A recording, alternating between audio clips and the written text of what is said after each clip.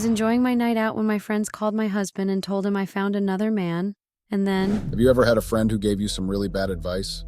Well, I certainly have. And let me tell you, it didn't end well for me. There is a phrase that says, rather trust a stone than a human being. They say listen to your inner voice, your soul, than listen to a friend or anyone else, especially if they were giving advice that would destroy your life and what you are building. I hate the fact that I trusted my friend and went ahead with her advice, only for me to be in the deep end and lose everything I was trying to build. My husband didn't do anything to me or anyone for that matter, but I was encouraged by a friend of mine to pull a prank on him, and guess what happened? I lost the most loving and caring person I had ever had. Today, I want to share a story with you that happened to me recently. It's a cautionary tale about the consequences of making poor choices and underestimating the power of karma. I wish I had made the right choice of decision. I wish I didn't even listen to what my friend had advised me on. Now I'm all alone, lonely with no husband and nothing. I can't believe I actually listened to the bad choice and took action on it. I just hate myself for that. I have to admit, though, things have gotten pretty complicated because of my actions. You know, sometimes we do things thinking it would just be a harmless and innocent fun, not knowing that the fun we had would become our worst nightmare. I didn't know it would turn out like how it had turned. I didn't even get a warning, but either way, it became my worst nightmare. I'll be using fake name to protect the privacy of the involved parties. My name is Brittany Smith, female 29, and my husband is Bradley James, male 29. Bradley and I met at Central Park. I was going through a lot that day. I had just lost my parents and things at home were not looking good. So Central Park was the only escape for me. So as I was sitting on the park benches reading my book while listening to music, Brandon came and asked if he could sit. At first I didn't hear him because of the earphone that I had on my ears up until he nudged my shoulder. I gave him the go-ahead to sit on the bench since it was nor occupied.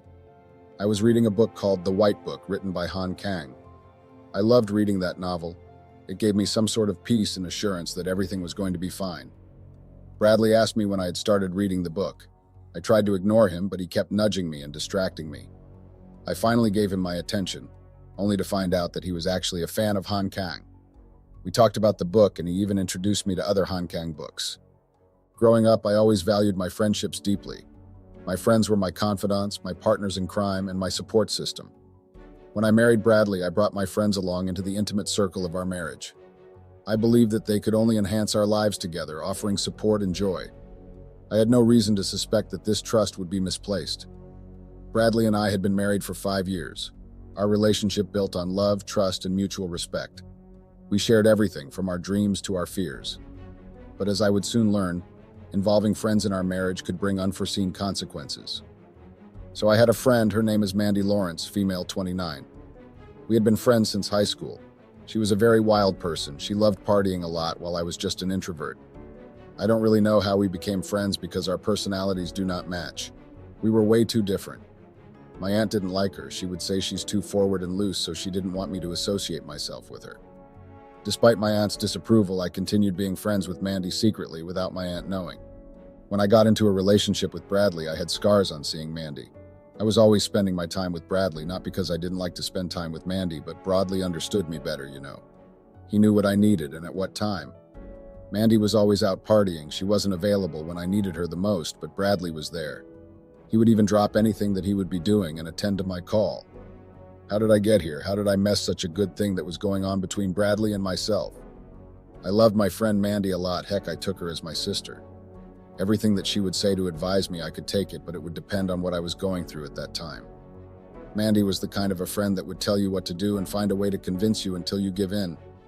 I should have figured out that her advice of making me prank on my husband was because she never liked Bradley and she wanted to test our marriage. She would always find something to say about him. She would make sure to find a fault in everything Bradley did. My friend told me that I could just prank my husband and get away with it because he loves me so much and she wanted to test his love for me. I didn't really know what that meant at the time, but she made it sound like it was a sure thing. At first, I was taken aback by her audacity. How could she suggest such a thing? But as she continued to explain her theory, I found myself intrigued by the idea of getting away with something so forbidden. So I listened to her and started seeing someone behind my husband's back.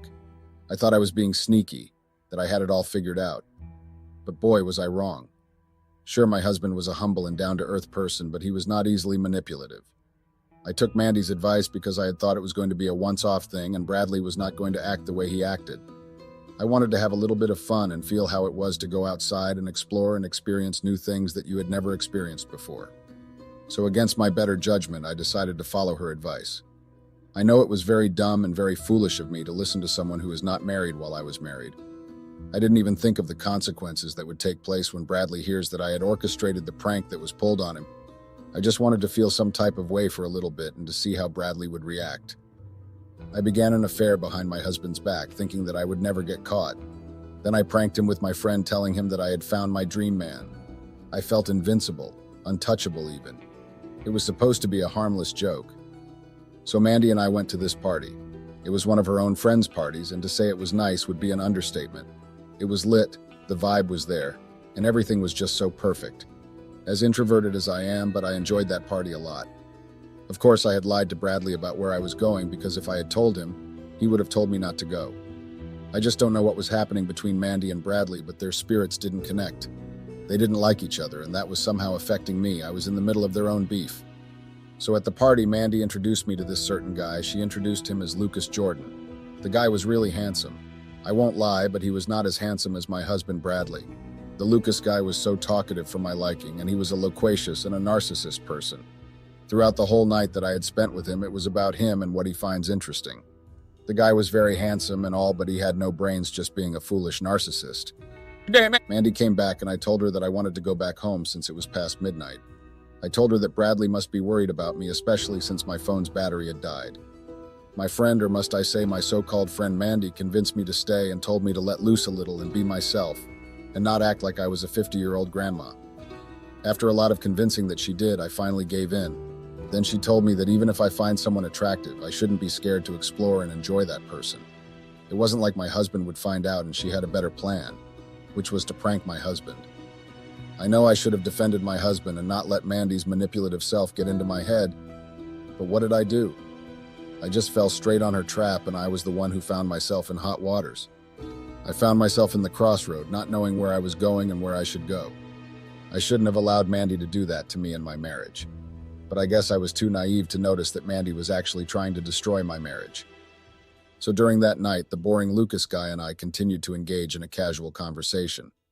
I was glad that he had finally stopped talking about himself like he was in a competition with someone or someone was going to tell him that he was lying. Our conversation was smooth. I drank a lot trying to forget about my husband that I had left at home and what Mandy wanted us to do.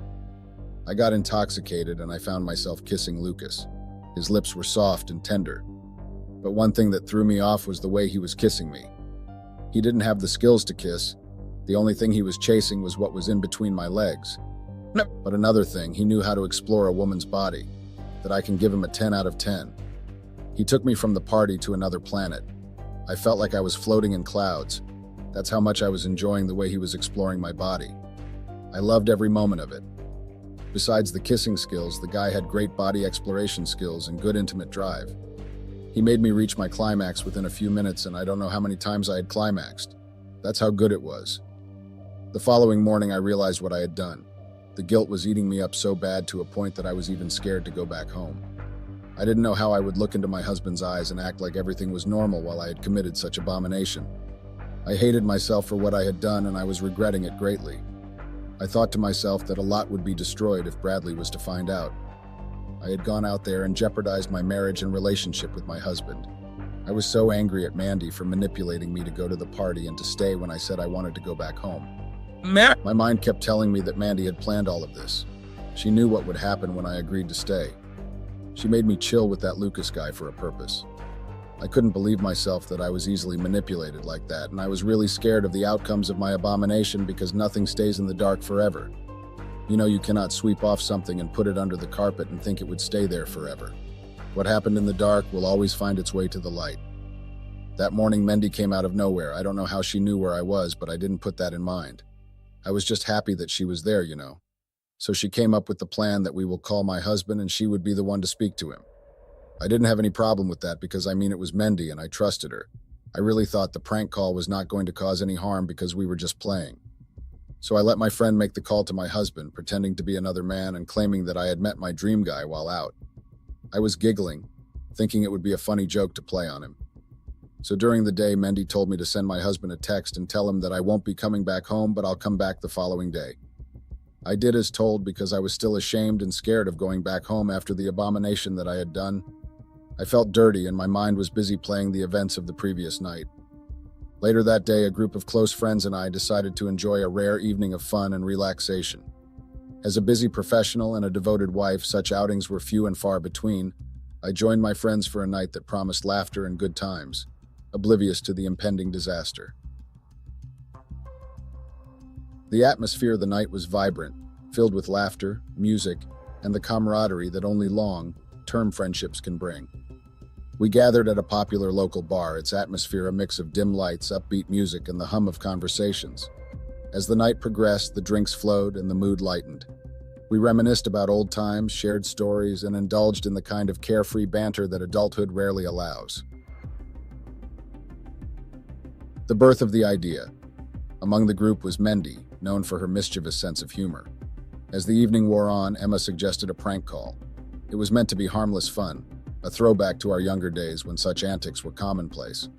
The suggestion sparked laughter and excitement, a welcome addition to our night of revelry. However, the target of the prank and its nature were yet to be decided. The prank call, the proposal. Mendy's eyes twinkled with mischief as she proposed the idea. "Why don't we prank call Bradley?" she suggested. "Let's tell him you've met your dream man tonight." The suggestion was met with laughter, and the alcohol-fueled atmosphere dulled our sense of caution. Despite a momentary hesitation, I found myself agreeing, caught up in the playful spirit of the evening. The execution, Mendy took my phone and with a theatrical flourish dialed Bradley's number. The group fell silent, anticipation hanging in the air. When Bradley answered, Mendy launched into her act, adopting a tone of exaggerated excitement. "Bradley," she said, "you want to believe this. I think I've met my dream man tonight." She described an imaginary scenario with vivid detail, portraying me as utterly captivated by this fictional person. On the other end of the line, Bradley's initial confusion quickly turned to disbelief. "What are you talking about?" he asked, his voice tinged with a mix of confusion and rising panic. Mendy continued the charade for a few more moments before the tension in Bradley's voice became palpable. Realizing the joke had gone too far, she hastily ended the call with a laugh, declaring it was all in jest. However, the damage was already done. The immediate aftermath of my return home. When I returned home, the atmosphere had shifted dramatically. Bradley was waiting, his face a mask of anger and hurt. The lightheartedness of the evening vanished in an instant as I saw the turmoil in his eyes. The prank, which seemed harmless at the time, had clearly struck a nerve. My attempts to explain and apologize were met with cold silence, his anger simmering just beneath the surface. The confrontation. The confrontation that followed was intense. Bradley's voice trembled with a mix of anger and pain as he expressed his feelings of betrayal and confusion. "How could you do that?" he demanded. "Do you have any idea how that made me feel?" His words cut deep, each one a reminder of the trust I had so carelessly undermined. I tried to explain that it was just a joke, but the damage was already done. A few weeks later, things reached a breaking point. Mark sat me down one evening, his expression somber and resolute. "I can't do this anymore," he said quietly. "The trust is gone, and I don't see a way to fix this." His words hit me like a punch to the gut. "What are you saying, Bradley?" "I'm saying I want a divorce," he replied, his voice steady but filled with sadness. "I can't stay in a marriage where I don't feel secure or respected." I was stunned, unable to comprehend the gravity of the situation. "But it was just a joke, Mark. A stupid, thoughtless joke." "It wasn't just a joke," he said, shaking his head. "It was what it revealed about us, about you. I need someone I can trust completely, and I don't feel that with you anymore." One day, my husband found out about my affair. He was devastated, heartbroken. I had betrayed his trust and shattered our marriage. He was still angry at the fact that I had let my friend prank call him saying that I had found my dream man. I don't know how he found out about my night with Lucas. I had thought that I had managed to keep things in the dark. Another thing, only Mendy knew about what happened between Lucas and I, so it was just clear that she might have a hand in Bradley finding out about my abomination. But as they say, what goes around comes around. And boy, did karma hit me hard. It didn't take long for my husband to discover my infidelity. The pain and betrayal in his eyes were unbearable, and I knew that I had made a grave mistake. It turns out that karma has a way of catching up with you when you least expect it. And let me tell you, it hit me hard. Only if I had a rejecting backbone, all of this would have been avoided and I wouldn't find myself in the sticky situation. I realized then that my friend's advice was not only wrong, but also incredibly hurtful. I had let her words manipulate me into making a terrible decision. I soon realized that my friend's misguided advice was not only wrong, but also incredibly damaging. I had allowed myself to be influenced by someone who didn't have my best interests at heart. Another thing I was asking myself was how my husband found out about what I had done. Only 2 people knew about my infidelity. It was the person that I had cheated with and my friend Mendy only. I wondered who might have told Bradley about the cheating that I had committed. You know, when Bradley found out about my infidelity, he confronted me about it. Mind you, that time I was still trying to make him forgive me for the prank call saga. And now the cheating bomb comes up. It was a mess, I tell you. I tried to deny it, but my denial was nothing because the man had evidence of what I had done. He had a video of me kissing Lucas. I prayed for him to not find out what had really gone down at that party. He only had the video of me kissing Lucas, and I was glad with that because I would have lost my husband if he was to find out. That's what my mind was telling me. Little did I know that a week later he would get the video. I didn't know who was busy sending him videos of things that I had done. As I faced the consequences of my actions, I learned a valuable lesson about the power of karma. Cheating on my husband not only hurt him, but also shattered the trust and love we had built over the years. Now I'm left dealing with the consequences of my actions. My husband and I are trying to work through our issues, but it's not easy. We had started a couples therapy together.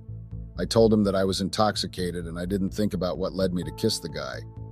That time I was trying to fix my things with my husband because of the kiss situation. But things got out of hand when he received the video of me and Lucas getting it down. I don't know who must have taken a video of me, but whoever took a video had straight intentions of destroying my marriage. And guess what? He or she succeeded because with all the effort that we had pulled up to fix our relationship, it went down the drain and there was nothing I would do about it. My conscience told me that Mandy knew about the video that was sent to Bradley, and I really suspected her. As much as she didn't like Bradley, but maybe she had his number. You would never know with Mandy, but I knew her and how she is. After Bradley received the S** tape, I knew there and then that my marriage was over, and thanks to the person who sent the video to Bradley. And thanks to my nonchalant and ignorant self, I should have known that all of that was a trap. Being stopped to go home when I wanted to go and connecting me with the Lucas guy was all Mandy's plan of making me cheat on my husband. Now I have lost everything I had, and I don't know how I would survive without the only person who understood me for who I was, and not what I had to offer. I tried to apologize to Bradley, but he didn't want to hear any of it. To say he was angry would be an understatement. The man was furious, enraged with the mix of heartbreak. The damage was too high and there was nothing to do in order to fix it. Not even therapy sessions would have helped. I had destroyed the most valuable thing in my life, all because I had let myself get manipulated by a person I called a friend. My heart and mind was not at peace, knowing that someone had a hand in destroying my marriage. So I had to find out who had sent Bradley the videos of me. That person knew how to get Bradley. I wanted to find out who it was so that I would be at peace knowing the truth. I know it wasn't going to fix my marriage and my relationship with Bradley, but I felt like I needed to know the person behind my sorrows. That person had managed to destroy me emotionally and mentally. I went back home since Bradley didn't want me anywhere near him. It was like I was disgusting to him or something. He told me to wait for our lawyer anytime soon to deliver divorce papers because he can't be with a loose person with no common sense. He was angry at the fact that I had lied to him about my whereabouts, and another thing was that I was gone with Mandy to a party. He knew and understood that I am an introvert and I didn't like going out in crowded places, but I had gone with Mandy, which was something that fueled him more. During my investigation, I had found out that my so-called friend Mandy had actually paid the guy Lucas to sleep with me. I just couldn't believe it, you know. So Mandy had decided to sell me to Lucas, all for what? So when I was still reading what I had got during my investigation, it showed that Mandy had been texting someone in a seductive way. My husband, but Bradley didn't pay any attention to her stunts. I then realized that she came up with the prank call plan to cause a rivalry between my husband and I just because she was jealous of my marriage. I was so shocked when I discovered that my friend that I had taken and treated like a sister was actually the same person who had destroyed my marriage, and not to stop there. She was busy seducing my man behind my back. I now understand why Bradley didn't like her and my aunt had warned me against her. I was so naive and Mandy took advantage of that to destroy me. I was so heartbroken and shuddered. I didn't know what to do because as much as I was heartbroken at the fact that I had cheated on Bradley and he filed for a divorce.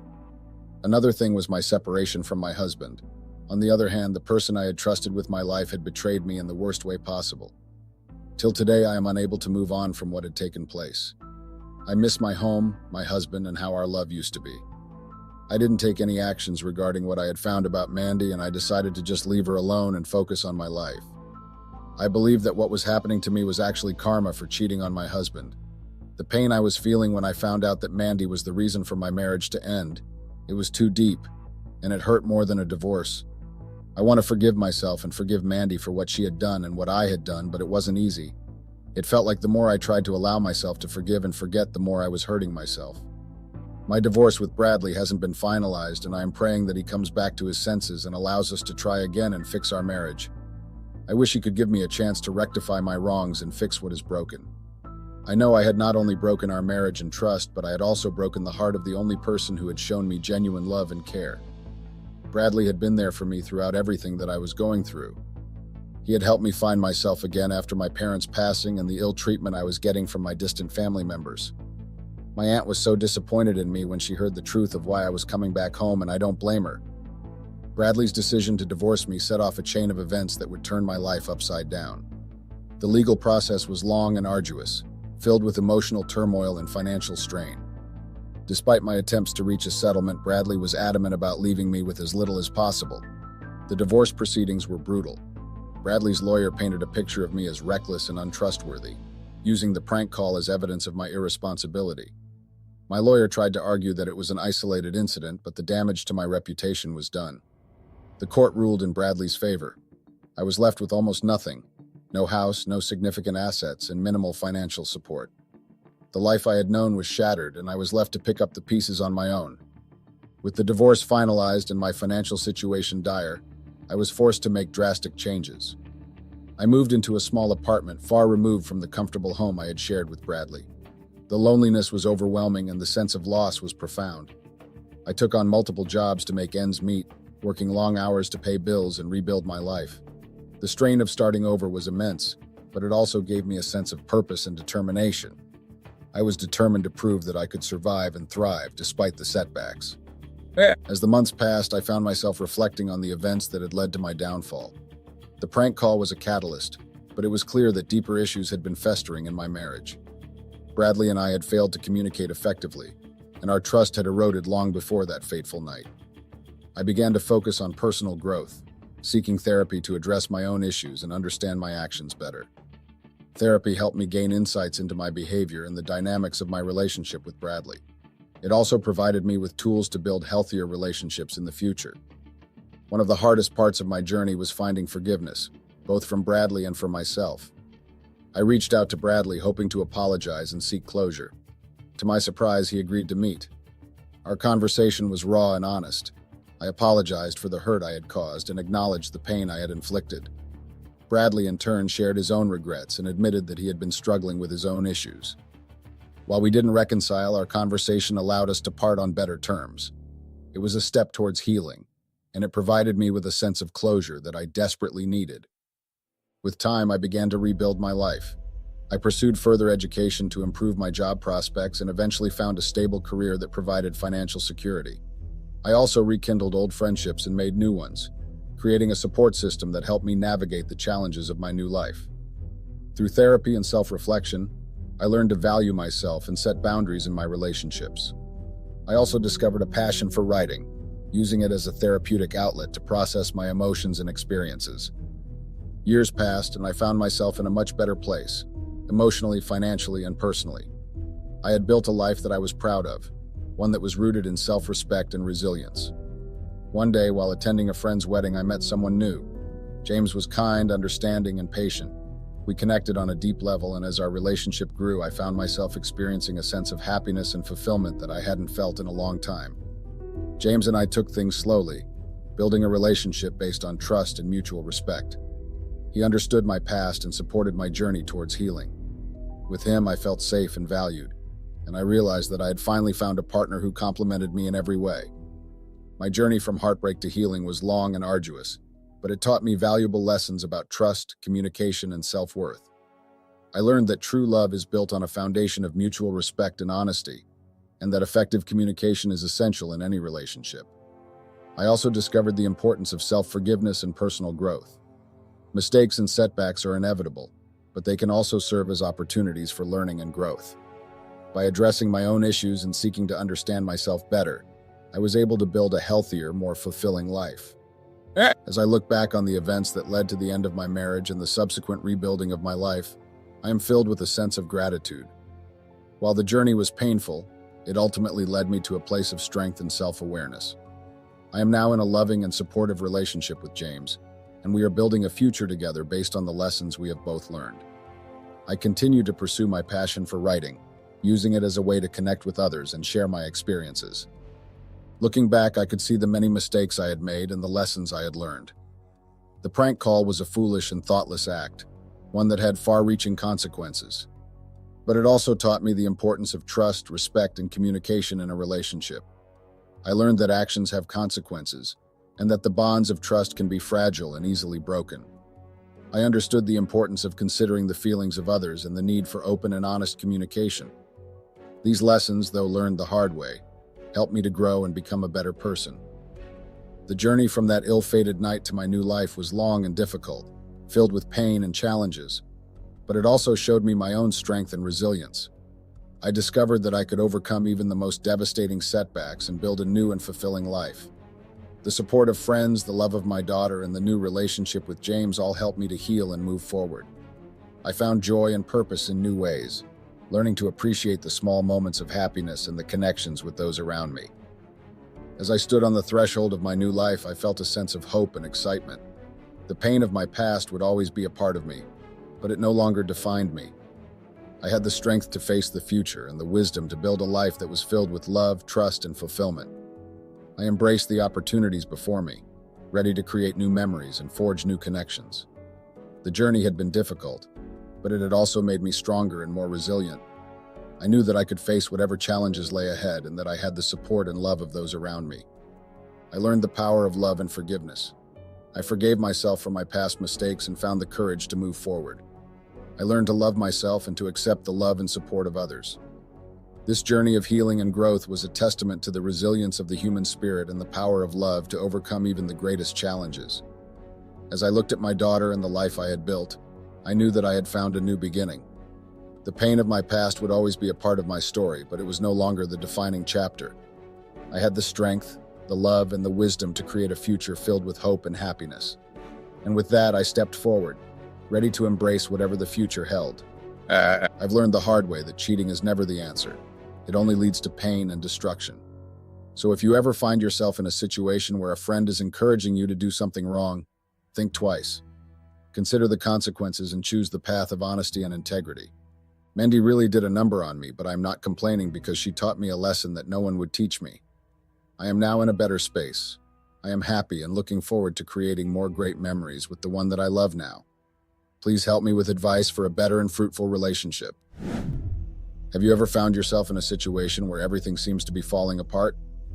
Well, let me tell you about my recent experience. My name is Kylie Robinson, female 26, and my husband is Brandon Brown, male 29. My husband and I met at Cardiff when I went to visit my friend Olivia, female 26, and her nana Brandon lived there with his parents. Well, his parents and my friend's nana were somehow friends, or must I say they were family friends. We dated for a year and a half, then he proposed. His parents, along with my nana, were so happy at the fact that we had actually met their hopes. I was surprised when Nana told me that she had been praying that I date Brandon because he was a good, humble, and respectful young man with a good sense of humor. I just couldn't believe Nana, but I was glad and felt blessed at the fact that she had wished and prayed for nothing but the best for me. I remember when Brandon's mom was so over the moon and busy gushing about the wedding. She actually wanted us to make her the wedding planner. It was somehow really funny to see her wanting to be hands-on like that, but Arthur didn't want her to be. So we had hired a wedding planner to take care of everything that we would need. I was focusing on having the best dress and best suit for Brandon. That's how happy I was with my wedding, and I couldn't wait for it to happen. 2 months later, we got married, and it was the happiest day of our lives. I was glad that Brandon didn't change when we got married or when we started dating. I mean, most people tend to change when they get what they want, but Brandon kept treating me like his friend and a lover. His love for me, or our love for each other, was not hidden. It was just visible to everyone to see that we were so much in love. We actually became like siblings because of the way we were free and sometimes crazy towards each other. Sure, we had our fair share of ups and downs, arguments just like any other couple, but we maintained the communication. We made sure to not go to bed while angry at one another. Another thing, we would just kiss and make up when we had been having an altercation or argument. Our intimate moments were always on a high level. I don't know if I was saying that because I loved and I still love Brandon, which is funny because I love a person who screwed me over in a most painful and unforgivable way. I think I loved our intimate moments because he was the one who broke my virginity. He was my first true lover and my first true friend. All along I had been having or finding fake friends and playing boys who only wanted me to sleep with them so that they could discard me like an old used cloth or teabag.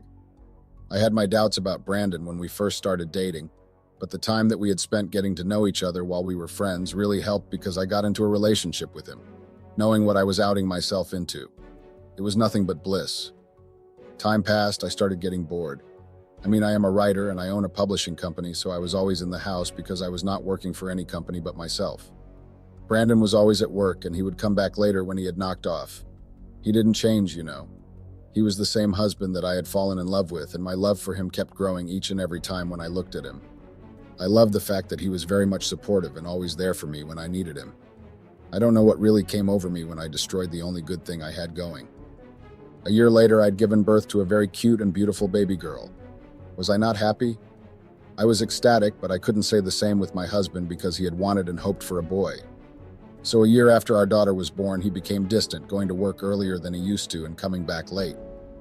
Our marriage was no longer the same, and it was breaking my heart because he was very much in love and supportive during the whole pregnancy journey, but when the child was born, he stuck around for 6 months, then he started his acts. The more Brandon was acting offish and absent to our daughter and I, the more I kept having thoughts about him. He was no longer the loving, romantic, kind, and caring husband that I had married. Wasn't he the one who had been pestering me about starting our own family, building his empire and all that? But when the baby was born, he changed. And he changed for the worst, mind you. The child looked so much like him, but that didn't give him any motivation to show some love and kindness to his child. He was treating me like I was cheating on him or I had cheated on him. Time passed and I saw no change in Brandon's behavior, but it was getting worse each day. I couldn't take it anymore. It was tearing me apart because I didn't know what his problem was, and if I tried to communicate with him about it, he would say there was no problem and he loved our daughter. His words were saying something else while his actions were saying another thing, so what he was saying versus what he was doing was not colliding even a little. So I took my child to my mother's house. I was glad that my mother had fully recovered from her alcohol addiction, and he had become a mother we had always wished for, to me and my siblings, and he showed so much love to my daughter, which was another thing I was grateful for.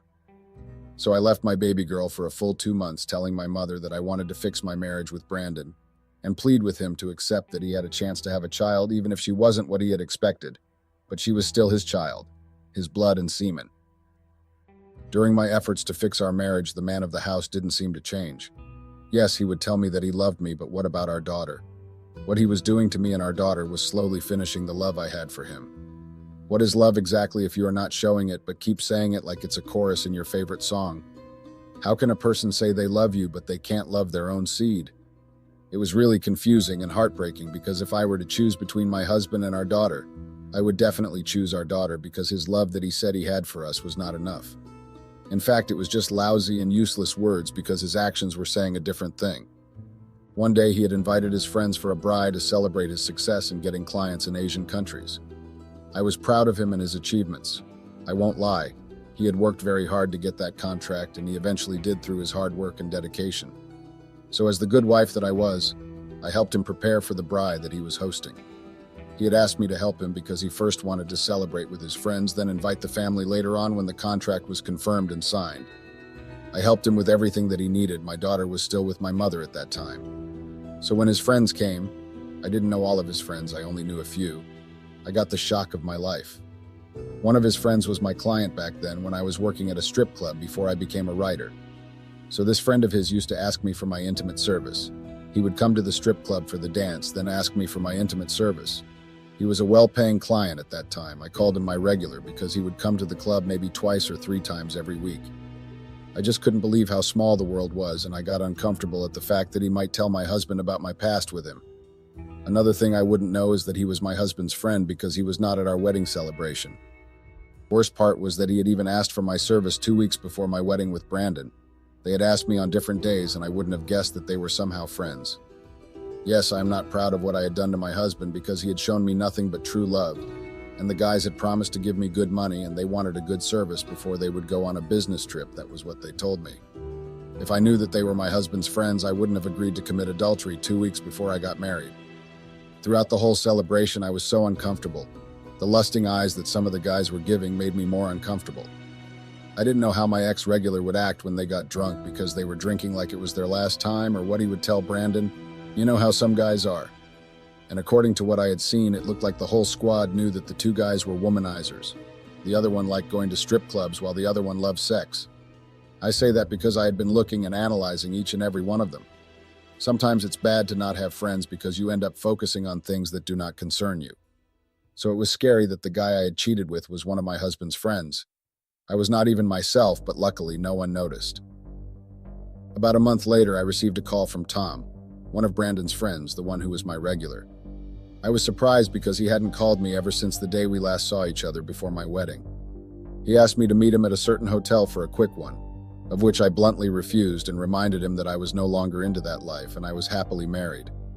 I said that to get him off my back and hoped that maybe he would get the message, even though I was not really happy. It had been quite some time since things had been tense in my matrimonial house. My husband was acting fishy, like there was something he was hiding from me. At first I had thought it was work pressure, but things got worse. He was suddenly moody. His sex drive was no longer the same. As much as he acted like he didn't love our daughter or even try to play with her, that was a small thing compared to how he was acting towards me alone. So Tom just laughed at me when I told him that I was happily married, and he told me that if I was happily married, I would have acted like a happy person when they had come to Brandon's celebratory bride. I first didn't understand what he was trying to imply, but I somehow remembered that he was the only client that knew me at my happiest, or when I was pretending to be happy.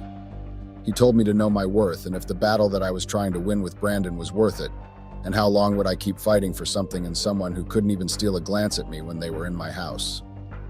What he was saying was true, but I couldn't give him that satisfaction just because my husband had changed on me. I still had faith that he would be back to be the person he was when we first started dating. My publishing on the other side was doing well. It was the best distraction I had. Time passed, I decided to start going out, to live a little. I had never got time to all that and enjoy my money because I had to think of the situation that I was facing at home. So I started by going to the mall to do some shopping, hoping that it would cheer me up just like all the girls who say shopping was a great therapy. But for me, it wasn't. I won't lie. My husband knew that I was the lover of affection and intimacy, but the way he was acting made me somehow feel frustrated and in so much desire for intimacy. Though I didn't want to do that to my husband because it was going to jeopardize my marriage, I couldn't hold myself anymore to the point that I would sometimes help myself. So when I went shopping, I bought a lot of lingerie, hoping that they would bring at least a small spark to my husband's eyes when he sees me wearing a sexy number. So when I got home, I prepared his favorite dish.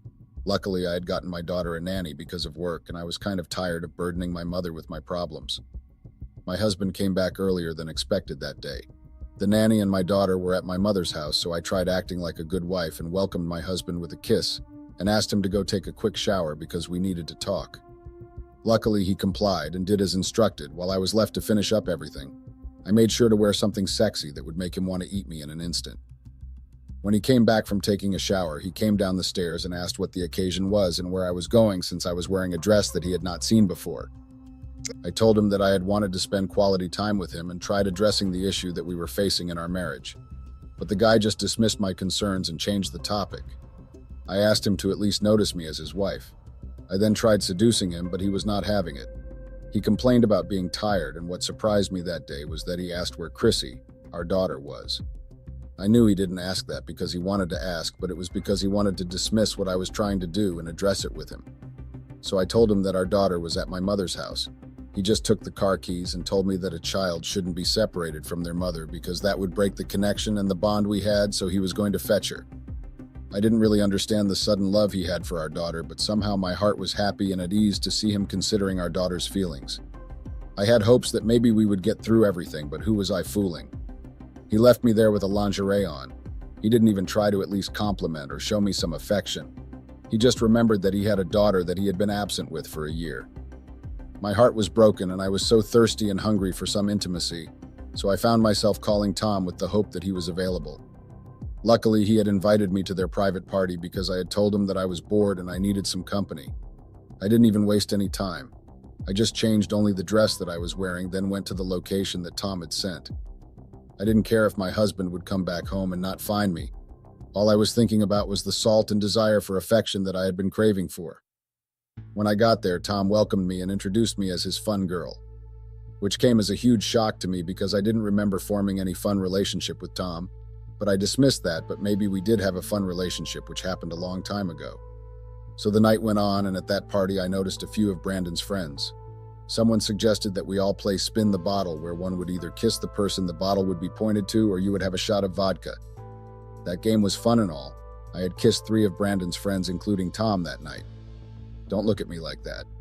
We were all sloshed. As the game was getting heated, someone changed it and told us to play truth or dare. I tried containing myself by choosing truths, but Tom asked if I was truly happy and sexually satisfied in my marriage.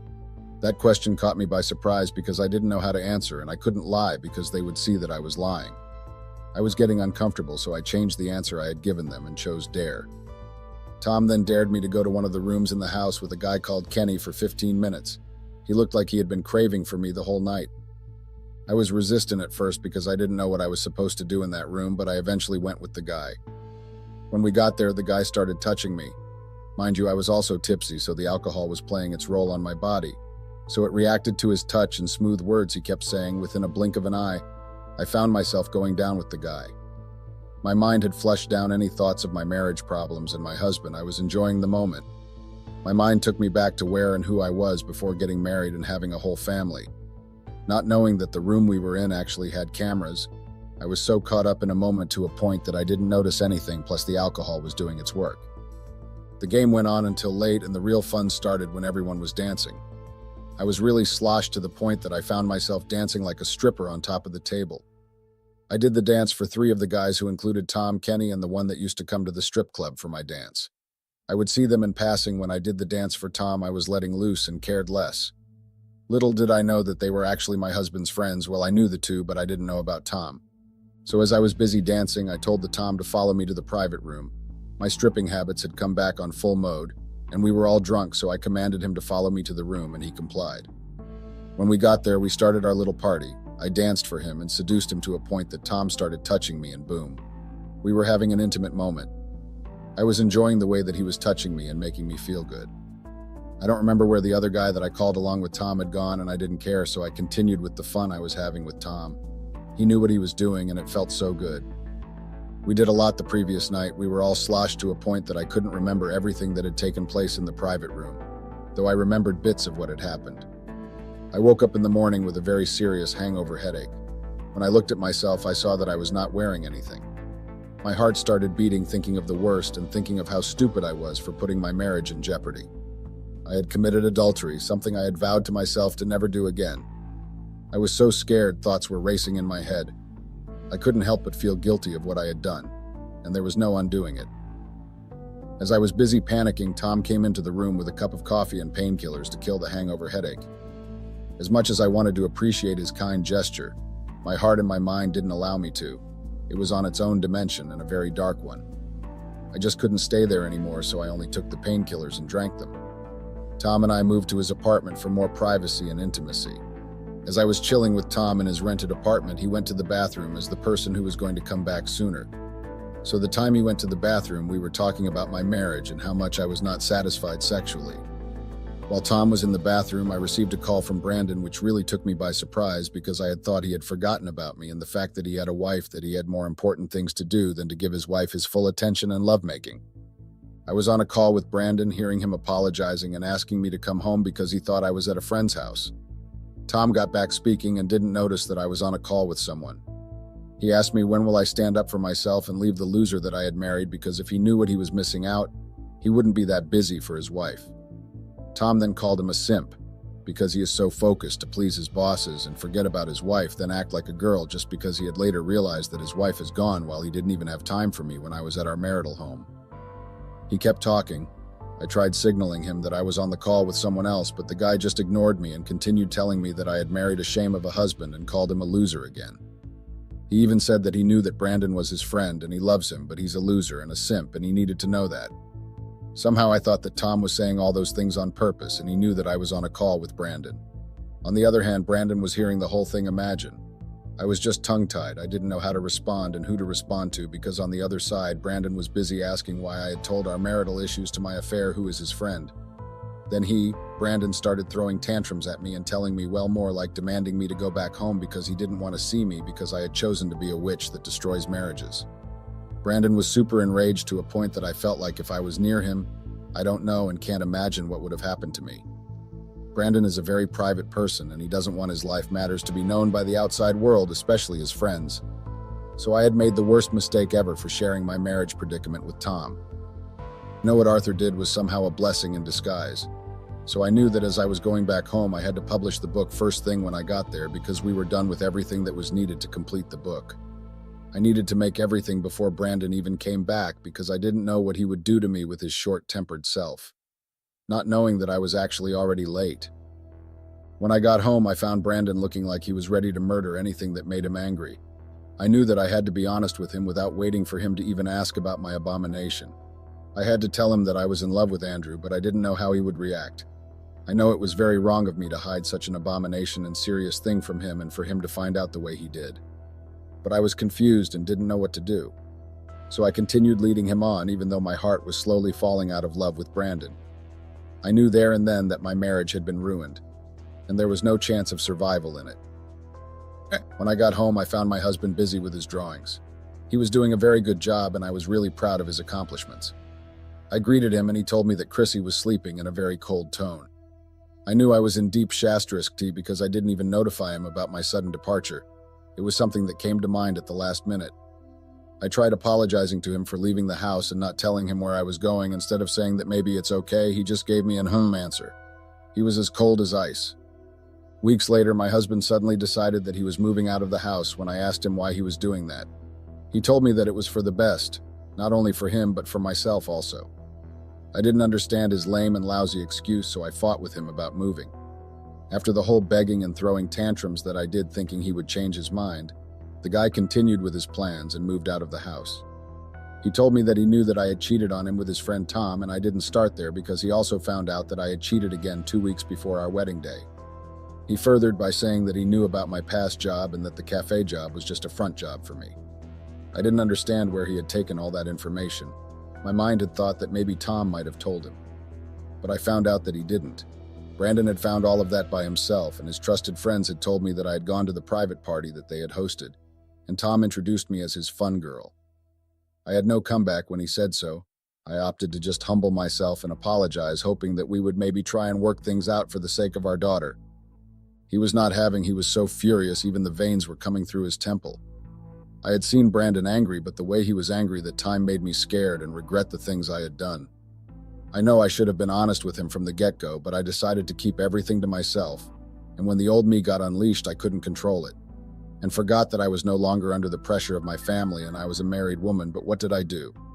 I broke the vows that I had made in front of our families, friends, and God, and there was nothing I could have done to save my marriage. I tried pleading with Brandon to at least have mercy and not take my daughter away, but the guy just told us that he was done talking and the call he would like to receive would be the call that tells him that I had signed the papers. I couldn't let him win. I couldn't go back to being the person I was before I found Brandon, so I tried fighting for what was mine. During my efforts to try to fight for my daughter, Brandon did the worst thing possible. He had gone to one of the gossip journalists and told them that my publishing company was a money scheme that frauds successful people with their money in exchange for writing a book for them and about them and their success. He even said that I was untrustworthy and an unreliable person. I couldn't believe how Brandon had destroyed my company's name, my image, and my brand. How can one person be this bitter and evil? He furthered his statement by saying that my publishing company is just a front to get more clients, but my real self was a body seller, a stripper, and a mother to the daughter that I would always take to my mother's place so I would have time to satisfy my clients. I couldn't believe that the guy I had loved and fought so hard for him to notice me as his wife would just go to journalists and tarnish my name just like that. After that, I lost so many clients to a point that I didn't even know how and where I would start and pick up the pieces that the person I had once loved had scattered. I didn't know what to do because as much as I was heartbroken at the fact that I had cheated on Bradley and he filed for a divorce. Another thing was my separation from my husband. On the other hand, the person I had trusted with my life had betrayed me in the worst way possible. Till today, I am unable to move on from what had taken place. I miss my home, my husband, and how our love used to be. I didn't take any actions regarding what I had found about Mandy, and I decided to just leave her alone and focus on my life. I believed that what was happening to me was actually karma for cheating on my husband. The pain of hearing the person who once claimed to love you destroying your name like how Brandon did. It was too deep, and it hurt more than a divorce. I want to forgive myself and forgive Mandy for what she had done and what I had done, but it wasn't easy. It felt like the more I tried to allow myself to forgive and forget, the more I was hurting myself. My divorce with Brandon hasn't been finalized, and I'm praying that he comes back to his senses and allows us to try again and fix our marriage. I wish he could give me a chance to rectify my mistakes and fix what is broken. I know I had not only broken our marriage and trust, but I had also broken the heart of the only person who had shown me genuine love and care. Tom had been there for me throughout everything that I was going through. He had helped me find myself again after my parents' passing and the ill treatment I was getting from my distant family members. My aunt was so disappointed in me when she heard the truth of why I was coming back home, and I don't blame her. I had always thought of myself as a strong and independent woman. I had built a successful business from scratch and had a loving husband, or so I thought. But when I started an intimate relationship with my husband's friend Tom, my world came crashing down. I was devastated. I felt like my whole world had been turned upside down. I lost clients, friends, and even family members who believed the lies Brandon had spread. I was left alone with nothing but the ashes of my once thriving business, but I refused to give up. I knew she had to heal and move on. I started by seeking therapy, where I learned to let go of the anger and resentment. I practiced self-care, taking long baths, reading books, and going for walks in nature. I also started rebuilding my business, but this time I did it with a newfound sense of purpose. I focused on helping other women who had been through similar experiences, using my story as a testament to resilience and strength. As I worked on myself and my business, I realized that I was no longer the same person I had been in my marriage. I was stronger, wiser, and more compassionate.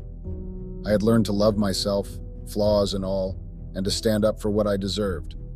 And as for Tom, the man who had called Brandon a loser and a simp, he became my rock, my confidant, and my partner in every sense of the word. Together, we built a new life, free from the toxicity of my past. My story is a testament to the human spirit's ability to heal and move on. I had proved that even in the darkest of times, there is always hope for a brighter tomorrow.